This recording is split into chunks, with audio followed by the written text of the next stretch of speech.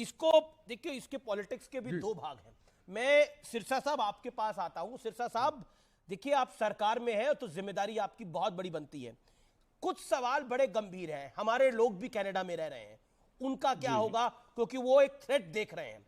Point number 2, ये हम सब ने देखा भारत ने जो जोरदार एक्शन लिया, ये हम सब ने देखा भारतीय सरकार ने जो प्रोएक्टिव एक्शन लिया। लेकिन क्या आपको लगता है जिस तरह से कुछ, सब नहीं, कुछ लीडरान ये बात कह रहे हैं, कुछ नेता ये बात कह रहे हैं कि डिप्लोमेटिक फेलियर भी है ये एक तरह का? नहीं, कैसे डिप्लोमेटिक फेलियर है? देखिए, एक इंसान ने तय कर लिया कि मैं आतंकवादियों को शरण दूंगा, इसलिए दूंगा क्योंकि मुझे वोटें चाहिए हैं। अब उसमें अगर उस मुल्क ने, जैसे पाकिस्तान ने तय कर रखा है कि मैं बर्बाद हो जाऊंगा लेकिन आतंकवाद का साथ दूंगा, तो इसमें हमारा डिप्लोमेटिक फेलियर कैसे हो सकता है? वो उनकी करेंसी हमारे मुकाबले 20 पैसे रह गई, इसमें हमारा क्या कसूर है? क्योंकि वो आतंकवाद को पालना चाहते हैं। इसी तरह कनाडा ने अगर तय कर लिया, अब मैं आपको छोटा सा एक मिसाल देकर बताता हूं। सिद्धू मूसेवाले को मारने वाला ओपनली कनाडा की धरती पे बैठ के वीडियो डालता है, वहां सड़कों पे घूमता है, मॉल में घूमता है, और गोल्डी बराड़ को वहां कनाडा की पुलिस कुछ कहने को तैयार नहीं। वो खुद कह रहा है, ऐसा नहीं है कि हम उसको कह रहे हैं कि उसने कत्ल किया है, वो कहता है टीवी पे आके कि मैंने सिद्धू मूसेवाले को मरवाया। ठीक है, अब उसको भी कनाडा पुलिस हाथ लगाने को तैयार नहीं। आप सोचिए, इंडिया गेट पर कैनेडियन किसी भी एक नागरिक को मारने वाला कनाडा में, इंडिया में आकर इंडिया गेट पे घूम रहा हो और वीडियो डाल रहा हो, क्या ये हो सकता है? नहीं हो सकता। अब क्या हुआ है, ट्रूडो को साइडलाइन हो गए यहां पे आके। अब भारत के प्रधानमंत्री G20 के अंदर जो बाकी मुल्क उनको साइडलाइन कर रहे हैं, तो भारत के प्रधानमंत्री ये तो कहेंगे नहीं कि नहीं जी इसका आप ध्यान दें। ये तो ट्रूडो को अपनी डिप्लोमेसी दिखानी होगी। उनका फेलियर हुआ है, उनको किसी ने पूछा नहीं है। और अगर वो 3 दिन यहां पे रहे तो भारत के प्रधानमंत्री ने अपना जहाज भी ऑफर किया। हमने तो अपना एयरफोर्स, अपना एयर इंडिया 1 ऑफर किया कि आप जाना है तो आप हमारा प्लेन भी लीजिए। अब हमारी डिप्लोमेसी तो यही हो सकती थी। वो आतंकियों को जो शरण दे रहे हैं, मैं एक बात और आपको ध्यान में कराना चाहता हूं। जो डोसियर गया है, जो पंजाब पुलिस ने दिया, फिर इंडिया की गवर्नमेंट ने जो NIA के जो डोजियर उसको दिया, उसमें सिख भी है, उसमें हिंदू भी है, उसमें मुसलमान भी है। अगर कोई क्रिमिनल, उसका कोई धर्म थोड़ा ही ना है, आतंकी का धर्म थोड़ा ही ना है। ये किस तरह से कह देते हैं कि भारत की सरकार ने हमारे खिलाफ नाम भेज दिया? भाई, सभी क्रिमिनल के नाम भेजे हैं, सभी आतंकियों के नाम भेजे हैं। और जो कनाडा कर रहा है, कनाडा के अंदर देखो कितने तो मर्डर हो गए, बम ब्लास्ट हो गए। पाकिस्तान की तरीके से कनाडा ने भी जो काम किया है कि आतंकियों को शरण दो। अब क्या इशू है, ट्रूडो एक स्टैंड लेना चाहते हैं जी कि मैं, देखिए जी, भारत के खिलाफ हूं। ट्रूडो ने जो पार्लियामेंट हाउस में कहा, मैं एक 10 सेकंड और लूंगा, क्या कहा पार्लियामेंट हाउस में कि हमें शक है। उन्होंने कहा हमें शक है। मेरी एक सेकंड मुझे दे दीजिए, 10 सेकंड प्लीज। उन्होंने कहा मुझे शक है। आप कल्पना कीजिए कि शक के बिहाफ के ऊपर प्रधानमंत्री एलिगेशन लगा रहे हैं दूसरी कंट्री पे, और सही 48 घंटे बाद वहां पे एक और आतंकी या एक और गैंगस्टर या एक और एक्सट्रॉमिस्ट मारा जाता है जो ऑलरेडी इंडिया की डोजियर लिस्ट पे था। अब बताओ जी, प्रधानमंत्री जी बताइए, अब आप बोलिए, ट्रूडो साहब बताइए, अब इसको किसने मारा है? निज्जर के लिए निर्लज हो गए ट्रूडो, वो बात अलग है, लेकिन निज्जर की हत्या का आरोप उन्होंने भारत पे लगाया। सबसे पहले तो सवाल है कि भारत की एजेंसी इतनी ताकतवर हो गई है कि वो वहां जाकर मार रही हैं और इस सरकार को हवा भी नहीं लग रही। तो ये तो कमाल की बात है। ये तो फिर फेलियर ट्रूडो सरकार का भी है, कनाडा सरकार का भी है कि आपके शासन में आके भारत की एजेंसियां मार रही है, तो वो तो अपनी रिपोर्ट काट दे, अपने नागरिक को नहीं बचा पा रहे। मतलब जो कि जिस व्यक्ति को कनाडा की सरकार बचाना चाह रही है, उसको भारत की एजेंसी कनाडा में जाके मार रही है और ट्रूडो नहीं बचा पा रहे। मतलब ट्रूडो बता रहे हैं कि मैं कितना नाकाबिल आदमी हूं कि मैं उस टॉप प्रायोरिटी वाले आदमी को बचा ही नहीं पाया, उसको भारत की एजेंसी मार के चली गई। कमाल की बात है। मैं रुक करता हूं आपका परमिंदर सेठी। के भी चलेगी और वो भी जी सिरसा साहब, मैं आपका रुक करूंगा। सेठी साहब, क्या आपको लगता है सरकार ने जो फैसले लिए वो सही लिए, सही वक्त पे लिए और शानदार लिए?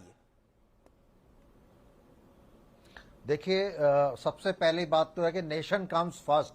अगर हमारे देश के खिलाफ कोई भी देश या कोई भी संस्था कोई भी देश के खिलाफ बात करता है तो सभी देशवासियों का यह दायित्व बनता है, सारी राजनीतिक पार्टियों का एक दायित्व बनता है कि सरकार के फैसले के साथ खड़े हो। लेकिन मैं सरकार से एक बात कहना चाहता हूं कि यहां के जो सैकड़ों हजारों बच्चे वहां पढ़ने के लिए गए हैं, वहां पे जो लोग रोजगार के लिए गए हैं, वो अपने माता पिता से मिलने आना चाहते हैं। जो आतंकी लोग हैं, जो 30 साल पहले पॉलिटिकल स्टे लेके किसी भी तरह से वहां पहुंच गए और वहां से स्टेटमेंट देके भारत का माहौल खराब करना चाहते हैं। लेकिन भारत के अंदर या देश के अंदर कहीं पे भी कोई खालिस्तान का कोई अब वो नहीं है जो पहले था, लेकिन और ना ही कोई यहां का सिख इसके फेवर में है। मैं ये कहता हूं कि सरकार थोड़ा नरमी का रुख करे। जो लोग वहां गए हुए हैं किसके उनको ऊपर? उनके नरमी का आने रुख पे किसके रोक ना ऊपर? लगाए।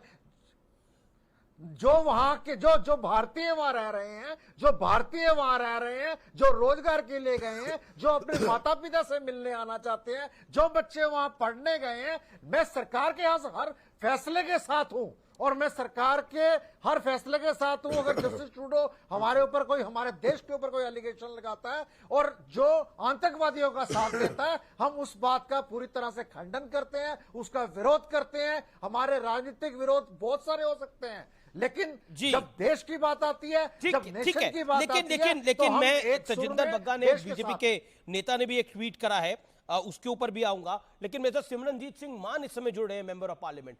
मान साहब, आपका स्वागत है कार्यक्रम के अंदर। My big question to you is कि क्या आपको लगता है ये जो खालिस्तानी एक्टिविस्ट हैं, खासतौर पर कनाडा के अंदर, और ट्रूडो सरकार, कनाडा सरकार उसका समर्थन कर रही है, वाकई ये शर्मिंदगी की बात है और भारत सरकार का एक्शन ठीक है और कड़ा होना चाहिए आपकी राय में?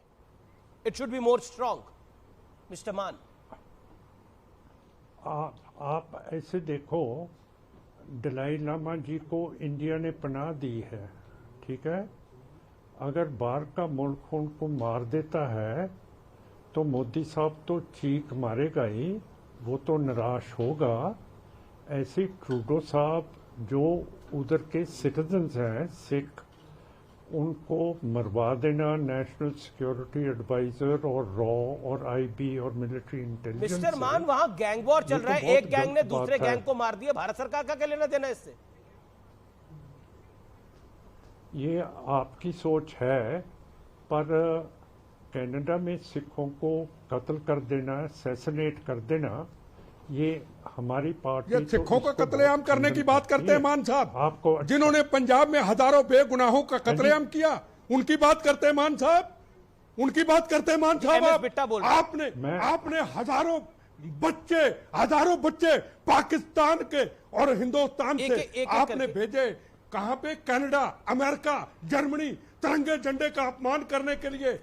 आपने खालिस्तान मान साहब बनाना है तो चले जाओ पाकिस्तान, आपने खालिस्तान बनाना है चले जाओ कनाडा। बिट्टा साहब, आपने अपनी बात को रखा। बिट्टा साहब आपने, मिस्टर मान कम इन। नहीं, बिल्कुल नहीं, बिल्कुल नहीं। इन्होंने भगत सिंह को आतंकवादी कहा था, इन्होंने भगत सिंह को, हम बिल्कुल बोलने की इजाजत नहीं। इन्होंने भगत सिंह को आतंकवादी, आपने अपने वक्तव्य को रखा है, आपके वक्तव्य का सम्मान है।